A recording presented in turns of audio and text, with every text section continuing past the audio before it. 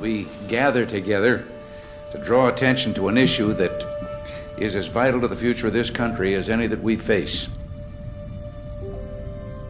Calvin Coolidge once said, "The government of a country never gets ahead of the religion of a country." Fostering the faith and character of our people is one of the great trusts of responsible leadership. And the relentless drive to eliminate God from our schools can and should be stopped.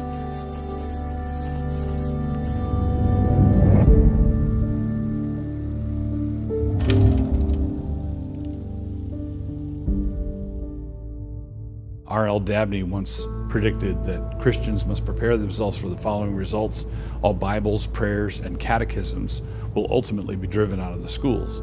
And we look at that today and say, there were catechisms in the schools? I believe that Christian education is mandatory. 24 years ago, my first son was born, and I was teaching remedial math in a junior high and high school in California. So kids who hated math, hated school, hated me, and I was doing my best. I was trying to make a difference.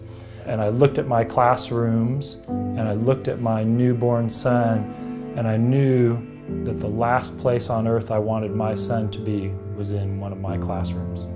Someone said you spend roughly 12,000 hours in school from the time kindergarten until you graduate high school. And you can't outsource that sort of important formational time to people who do not share your deepest convictions. You cannot outsource that important formational time to people who think that it doesn't matter.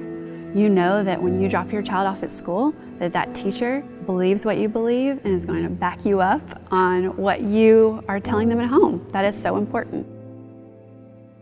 If you simply, thoughtlessly send your kids to the secular progressives for an education, they will return your children to you as strangers.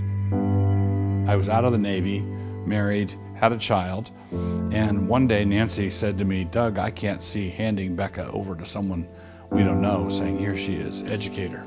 And I didn't know anything about Christian education except that I agreed with that. So I told Nancy, don't worry, we'll have a Christian school started by the time Becca hits kindergarten, I said rashly.